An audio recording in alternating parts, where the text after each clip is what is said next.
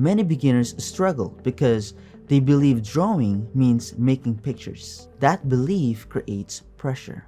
It makes every mark feel like a test. If you feel nervous when drawing, that does not mean you lack skill.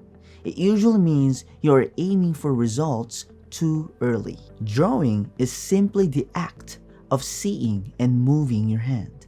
That is it. It's not about beauty. It's not about talent. It is about attention. There is one simple idea here. Drawing is practice, not performance. When you draw, you are training your eyes to notice shapes and your hand to respond slowly. The page is just a place to practice that connection. This idea has a few simple parts. First, drawing starts before the pen touches the paper. It starts with looking. Second, marks do not need meaning. A line can be just a line. Third, progress comes from repetition, not perfection. For example, if you look at the edge of the table, you can trace the edge with your eyes. When you move your hand to draw that line, you are practicing observation. The result does not matter.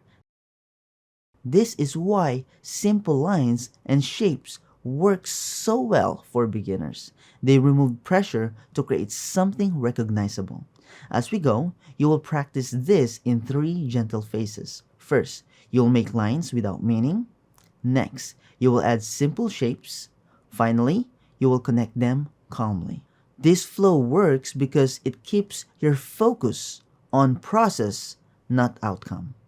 If drawing has ever felt tense or heavy, what you just learned probably taught some relief. Drawing is not about making pictures. It is about seeing and moving your hand slowly, without pressure. If you want me to guide you through the full step-by-step version of this, where I explain everything slowly with real examples, you can take the whole class free for a month using my link below. It continues right from here, and you'll also get access to thousands of other creative classes for a month, including drawing and creative basics. Before you go, you're welcome to leave a quick comment. Even one word like clear or helpful is enough.